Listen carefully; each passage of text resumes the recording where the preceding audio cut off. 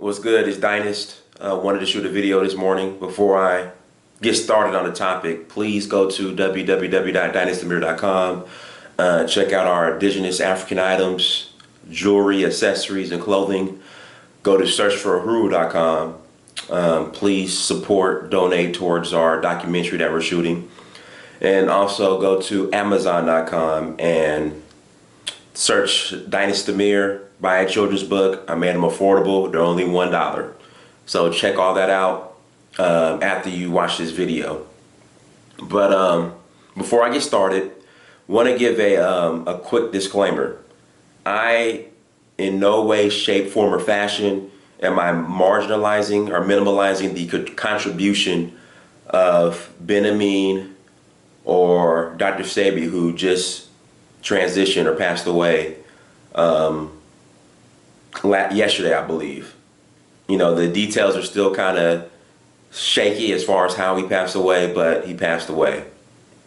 But let me give you this example real quick. So Ben Amin, a devout vegetarian, passed away at the age of 75. I believe age 75 or age 76. My grandma, and probably your grandma if you're watching this, ate pork, fat back chitlins, put pork in the greens. My grandma would, every Saturday morning, she'll make these fried country steaks with bacon and house potatoes. She passed away at the age of, I believe, 77 or 78. You have Dr. Sebi, passed away at the age, I think, of 81 or 82. Devout vegan. Pretty much wrote the playbook on how to eat, I guess, live a vegan lifestyle and reduce the mucus in your body, and so you'll ensure you to live a long, healthy life. My dad, who is 85 or 86, will take a turkey drumstick, a turkey leg, put some of that Bragg's amino acid on it, or amino oils. You know what I'm talking about, that Bragg's liquid oils and liquid aminos, whatever it's called. Throw that motherfucker in the microwave and cook it for about 15 minutes. He's still alive. Drives around, gets around, flies from state to state. I mean, he's had some health hiccups, but he's still alive. Dr. Sebi passed away. And what they're saying, I guess some of the details are, I guess he tried to take $37,000 or carry $37,000 on him to the airport, or to their, fly with $37,000 or check in a bag with 37 racks on him, which it's illegal. I mean, you only can carry up to $10,000 on you if you're flying internationally. So, I don't know.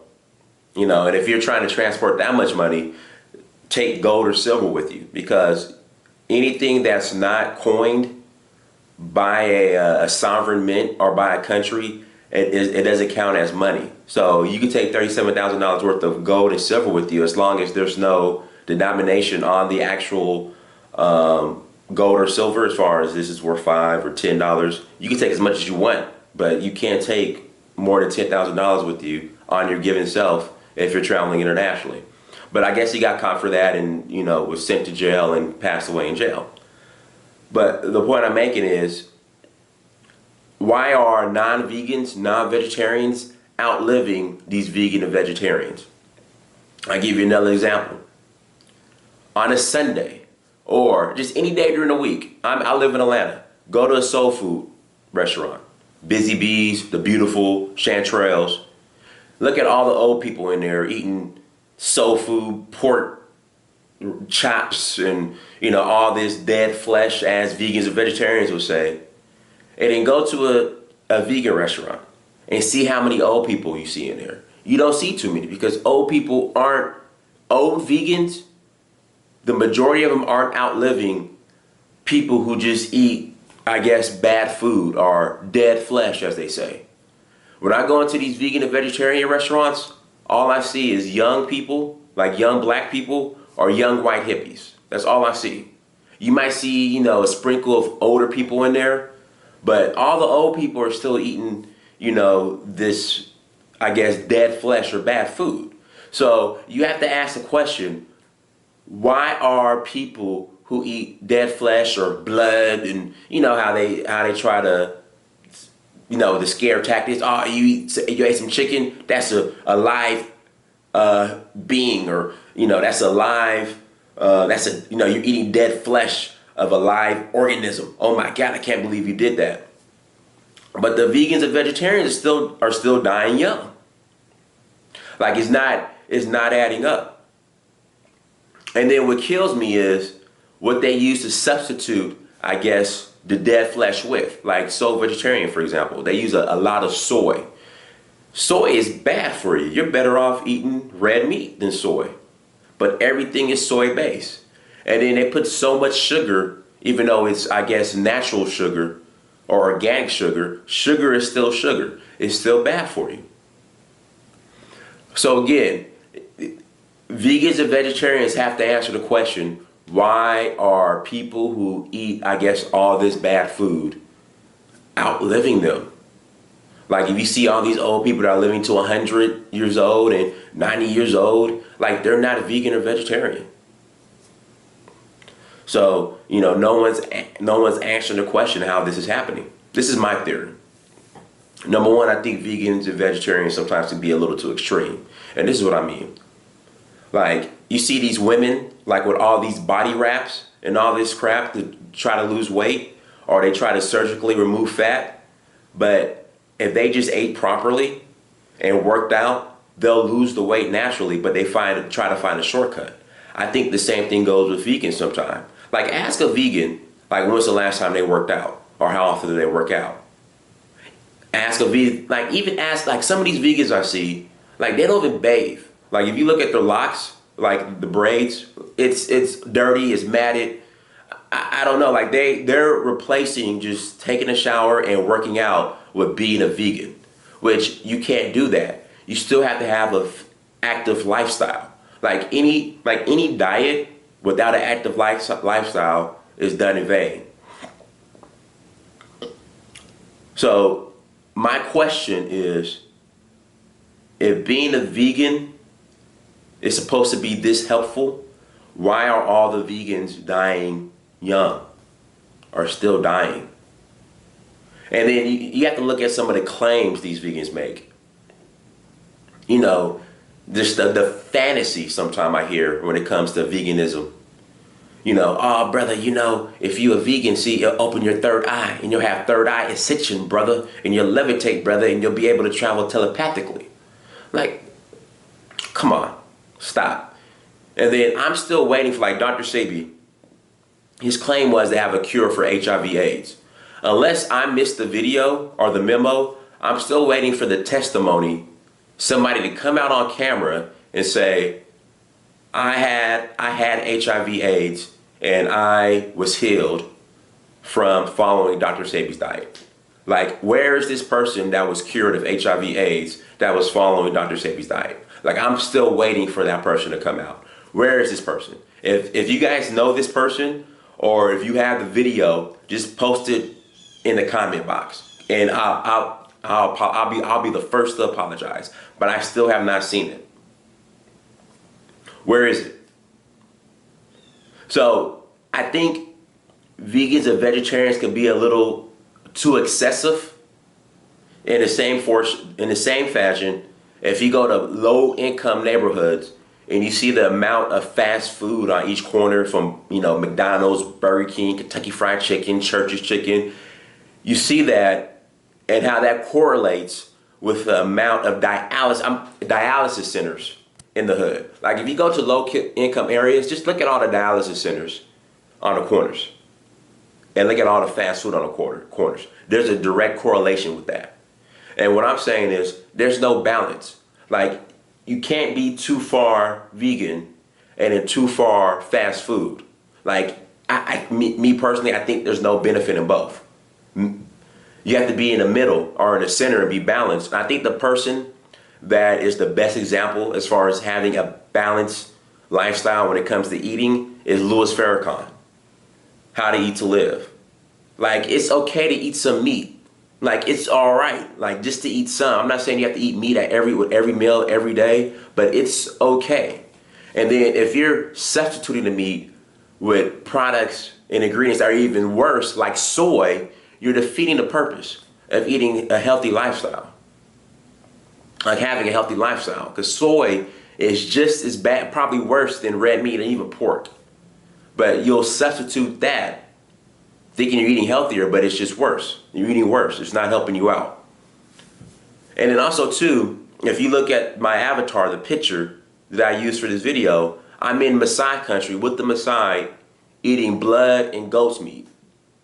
And these Maasai elders, if you go through my videos and see the avatars or the thumbnails, like these guys are like in their 70s and 80s, and they look good. They're active. I mean, they look good. They take care of themselves, but they eat meat. When I'm in Dogon country, sitting with the Hogan, they eat meat. They eat dead flesh, or whatever you want to call it. They eat blood, literally. So again, and then when I'm in Africa, like I mentioned in my previous video, that there is no concept for vegan or vegetarian. There's no concept, like, unless they're forced into that lifestyle because of the lack of resources. And what I mean by that, if they don't have the money to pay for meat, then they'll eat vegetables, and at a festival or maybe on the weekend, or they come across extra money, then they'll eat some meat. But I have never, and I'll say this again, when I'm in Africa, I have never met an African vegan or vegetarian in Africa. I've never met one. And the closest you might get is probably in Ethiopia, but they still eat meat here and there. So again, something's not adding up as far as this vegan vegetarian lifestyle if all the dead flesh eaters are outliving all these vegans and vegetarians. Something's not adding up. So again, vegans, you got a lot of explaining to do. Vegetarians, you got a lot of explaining to do, because, I don't see no third eye ascension from you guys. I don't see you guys becoming one with the universe. I don't see you guys being more healthier than those who eat some meat. I'm still, like I said, look at Louis Farrakhan. 86, I think he's like 85 years old. He eats meat. He has a clean diet. He eats some meat. Looks good. He out-survived Dr. Sebi, and he out-survived Ben Amin. Look at my grandparents, probably your grandparents. Ate pork, fatback, all this other unhealthy stuff. They out-survived Dr. Sebi, and they out-survived Ben Amin. The two that are supposed to be, the examples, the perfect examples of a vegan vegetarian lifestyle. Still out-survived them. So check out my other videos. And then also too, when vegans talk about how, how they, by being vegan, how it decalcifies their pineal gland and opens up their third eye, I'm still waiting for these vegans to show me what have they actually contributed to society. If you look at all the great black leaders from the beginning of time, name one that was vegan or vegetarian. From Malcolm X to Marcus Garvey to Harriet Tubman, any of them. How many were vegan and how many were vegetarian?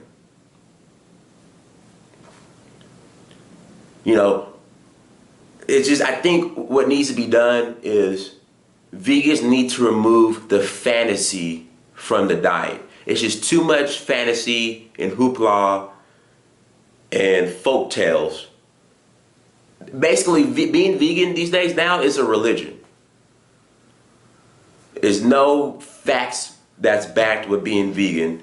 People are still dying. People who aren't vegan are still outliving the vegans. That's the issue. So I hope this made sense. It's early in the morning. I just wanted to shoot something real quick because I know Dr. Sebi passed away. Rest in power. I wanted to shoot this video a while ago, but when Dr. Sebi passed away, I was like, man, let me go ahead and shoot this video. And the question is, again, why are non-vegans, our grandparents, your grandparents if you're watching this, just old people in general that we know don't eat healthy out surviving the model vegans and vegetarians.